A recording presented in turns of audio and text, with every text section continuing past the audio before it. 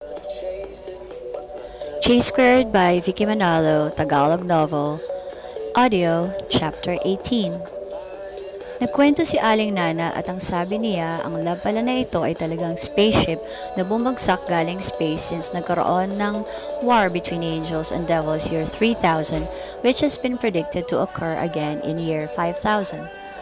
But ang war ay naganap noon ngang viruses at tao ay nagsalitan na mag-away dahil ang mga ito ay naghulmang tao o tinawag na VHS o Virus Human Syndrome.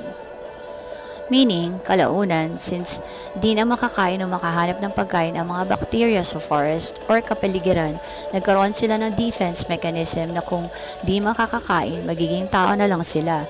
Kaya nang si Dr. Jason ay naging puno tao, na marami ang nag-assume na isa na rin itong disease na kung makahahawa ang isang nilalang, magiging puno o bacteria ito pero may limbs, body, puso at utak.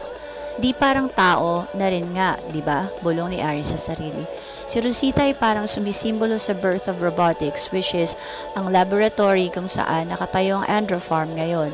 Dito daw si Aling Nana nang galing noon.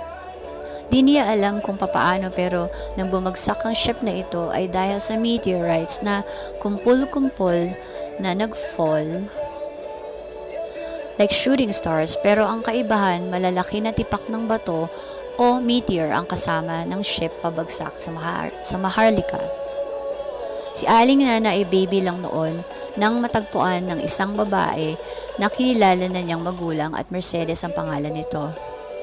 Dito nagsimula na may mga tao, aliens na either lumilipad papunta sa mundo o bumabagsak na lang galing sa meteor or spaceship from outer space.